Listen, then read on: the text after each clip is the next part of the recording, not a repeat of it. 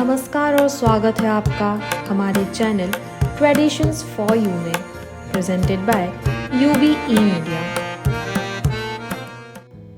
वैसे तो भगवान शिव को जल और बेलपत्र चढ़ाने की प्रथा काफी पुरानी और युगों से चली आ रही है, लेकिन क्या आप जानते हैं क्यों हम उन्हें जल और बेलपत्री अर्पित करते हैं?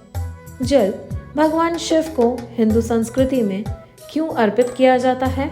इसका कारण विभिन्न पौराणिक कथाओं और तात्कालिक सांस्कृतिक विवादों के कारण है। समुद्र मंथन के पश्चात जो विष निकला उसे भगवान शिव ने अपने कंठ में समाहित कर लिया और सृष्टि की रक्षा की, परंतु विषपान से महादेव का कंठ नीलवर्ण हो गया। इसी कारण उनका भी नाम नीलकंठ महादेव पड़ा। उस विष के प्रभाव को कम करने के लिए समस्त देवी देवताओं ने उन्हें जल अर्पित किया। इसलिए शिवलिंग पर जल चढ़ाने का एक खास महत्व है। विष का असर सिर्फ उनके शरीर तक नहीं रहा, बल्कि उसकी वजह से आसपास का वातावरण भी गर्म होने लगा। इसे ठंडा करने का उपाय देवताओं ने बेलपत्र के रूप में निकाला। उन्हें पता था कि बेलपत्र विष के प्रभाव को कम करता है, इसीलिए शिव जी को बेलपत्र खिलाना शुरू किया गया। भोलेनाथ को शीतल रखने के लिए उन पर जल भी अर्पित किया गया। बेलपत्र और जल के प्रभाव से भोलेनाथ के शरीर की गर्मी धीरे धीरे शांत होने लगी। कहा जाता है कि तभी से शिव जी पर जल और बेलपत्र चढ़ाने की प्रथा शुरू की गई। इसी के साथ एक कथा के अनुसार शिव जी के बालों में गंगा नदी का स्थान है। जब गंगा नदी भूमंडल से बहती हुई प्रेम पूर्वक शिव जी के सर पर गिरी तो उन्होंने अपने बालों में उसे संभाला। इसके कारण शिव को गंगाधर भी कहा जाता है और इस तरह पानी को भी शिव के साथ संबंधित माना गया है।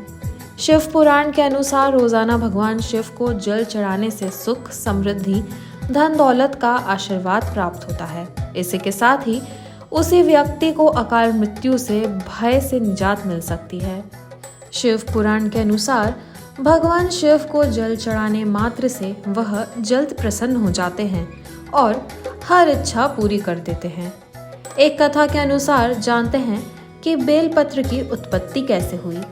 स्कंद पुराण के अनुसार एक बार माँ पार्वती ने अपनी उंगलियों की ललाट पर आया पसीना पोंछकर फेंक दिया था।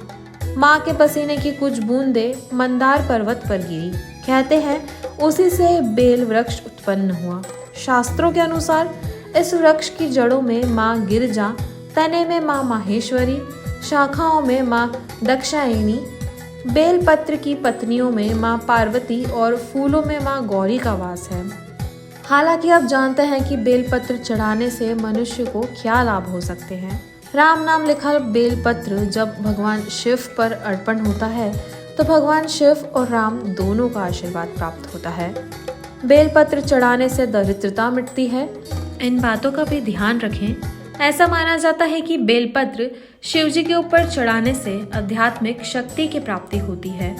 इसी के साथ भगवान शिव प्रसन्न होकर अपने भक्त की मनोकामनाएं भी पूरी करते हैं। बेलपत्र के पत्ते महादेव की ऊर्जा को अवशोषित करते हैं और जब इसे भगवान को चढ़ाया जाता है तो इसमें कुछ ऊर्जा समा जाती है। तो आपने जाना कि क्यों शिव जी को जल और बेलपत्र चढ़ाया जाता है। अगर यह वीडियो पसंद आया हो तो इसे लाइक और शेयर करें। साथ ही हमारे चैनल ट्रेडिशंस फॉर यू को सब्सक्राइब करें और आखिर में बेल आइकन दबाना ना भूलें। धन्यवाद।